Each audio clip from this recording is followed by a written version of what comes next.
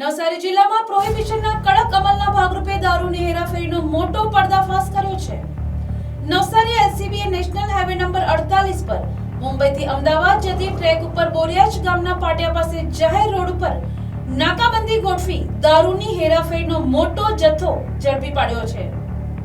મુંબઈથી અમદાવાદ જતી અશોક લેલેન્ડ કન્ટેનરમાં 6408 ભારતીય બનાવટની વિદેશી દારૂ, વિસ્કી, વોડકા, રમની બોટલો તથા બિયર ટીન સાથે આરોપી અભિષેક બચ્ચન, અલી હુસેન, શ્યામ ખાનને કસ્ટડીમાં લેવામાં આવ્યા હતા, જ્યારે મુખ્ય આરોપીઓને વોન્ટેડ જાહેર કરવામાં આવ્યા છે.